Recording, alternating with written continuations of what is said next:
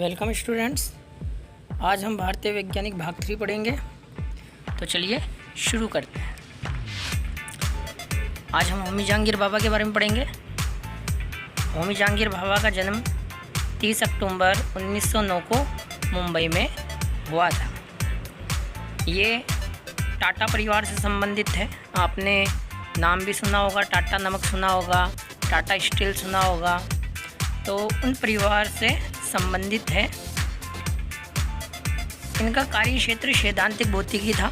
Means ये भी रमन की तरह ये एक फिजिसिस्ट थे, भौतिक वैज्ञानिक थे और बहुमुखी प्रतिभा के धनी थे। इनमें बहुत सारे गुण थे। एक तो महान वैज्ञानिक थे, साथ ही कुशल प्रशासक, मैनेजमेंट अच्छा करते थे, कला प्रेमी थे और एक अच्छे चित्रकार भी थे। और ये इतने अच्छे चित्रकार थे कि इनके चित्र आज भी ब्रिटिश कला दीर्घाव अर्थात आर्ट गैलरी में रखे हुए हैं। 1942 में अंतरिक्ष किरणों, जिन्हें कॉस्मिक किरणें भी कहते हैं, उनका प्राध्यापक बनाया गया।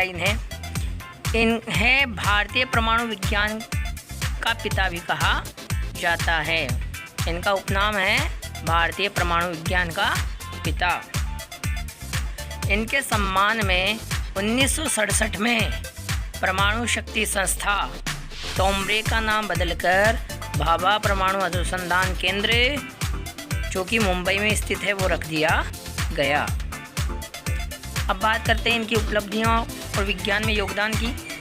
तो इन्होंने अंतरिक्ष अर्थात कॉस्मिक किरणों व परमाणु ऊर्जा के क्षेत्र में रिसर्च की। परमाणु ऊर्जा का मतलब परमाणु से ऊर्जा कैसे उत्पन्न की जा सकती है और ऊर्जा का क्या क्या उपयोग किया जा सकता है।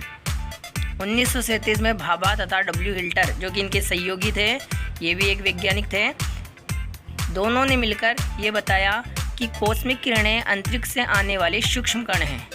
अंतरिक्ष से आने वाले छोटे कण हैं कॉस्मिक किरणें, जो पृथ्वी के वायुमंडल में वायु के कणों से क्रिया कर इलेक्ट्रॉन जैसे कणों का फव्वारा उत्पन्न करते हैं। कहने का मतलब कॉस्मिक किरणें क्या है कि ये छोटे छोटे कणों का समूह है, जो कि जब अंतरिक्ष से वायुमंडल में आता है तो वायुमंडल में जो वायु के कण हैं उससे टकराता है और टक्कर के कारण चिंगारी अर्थात इलेक्ट्रॉन जैसे फव्वारे उत्पन्न होते हैं। और जो कॉस्मिक किरणों में जो कण कहे गए हैं, उन नाभिकीय कणों को मेसोन कहा जाता है। कॉस्मिक किरणों के कणों को ही मेसोन नाम दिया गया। अर्थात मेसोन की खोज किसने की? मेसोन की खोज भाभा ने की। 1945 में Tata institute of fundamental research तथा 1948 में परमाणु शक्ति आयोग की स्थापना की। मतलब इन्होंने दो संस्थानों की स्थापना की। 1945 में Tata institute of fundamental research और 1948 में परमाणु शक्ति आयोग की स्थापना की। और परमाणु शक्ति आयोग की जब उन्होंने स्थापना की, तब इन्हीं को उस संस्था का प्रथम अध्यक्ष भी बनाया गया। साथ ही इन्होंने कई रिएक्टर स्थापित किए, जिनमें से अप्सरा, साइरस व जर्लिना प्रमुख रिएक्टर है। 1963 में भारत का पहला परमाणु बिजली घर तारापुरा में बनाया।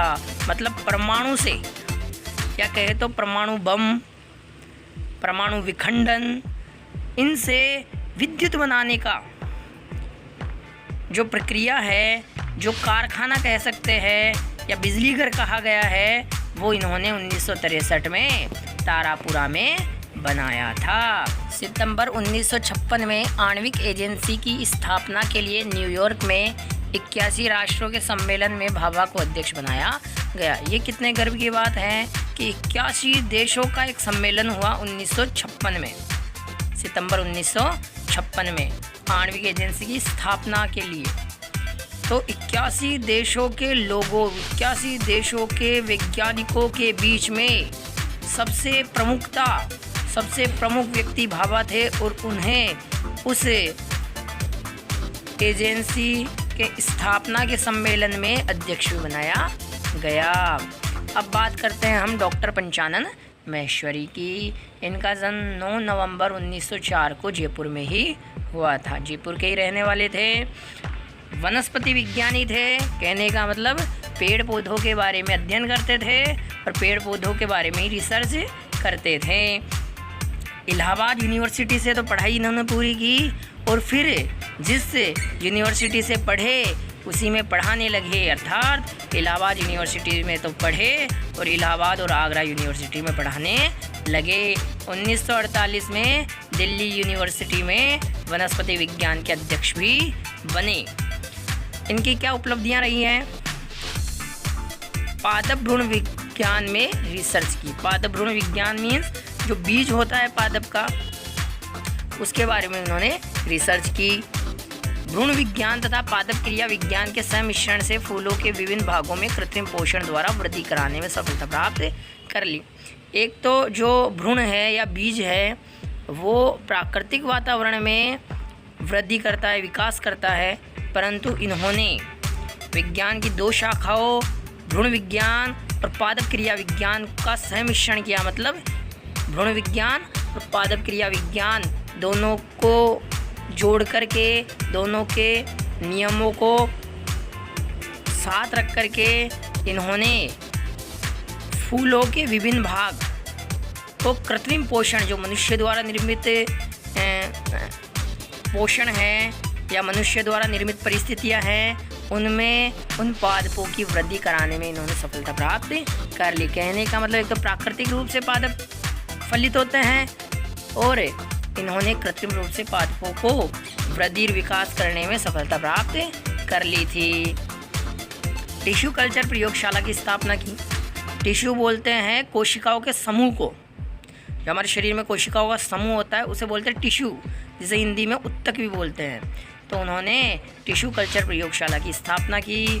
टेस्ट ट्यूब कल्चर पर रिसर्च के लिए लंदन की रॉयल सोसाइटी ने डॉक्टर महेश्वरी को अपना फेलो बनाकर सम्मानित किया। मतलब लंदन की एक रॉयल सोसाइटी थी जो उन्होंने टेस्ट ट्यूब कल्चर पर रिसर्च के लिए महेश्वरी को अपना फेलो बनाया, सम्मान दिया।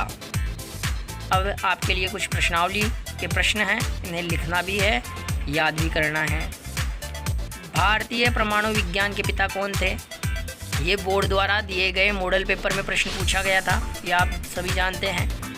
क्या है इसका answer? Correct. Doctor Panchanan Maheshwari का वनस्पति विज्ञान में योगदान बताइए, या आप बता सकते हैं। भारत का पहला परमाणु बिजली घर कहाँ स्थापित किया गया, बताइए। ये इसी वर्ष 2020 के पेपर में आया था। पहला बिजली घर कहाँ है, बताइए। करेक्ट। मेसोन क्या है? भाभा द्वारा स्थापित रिएक्टरों के नाम लिखिए।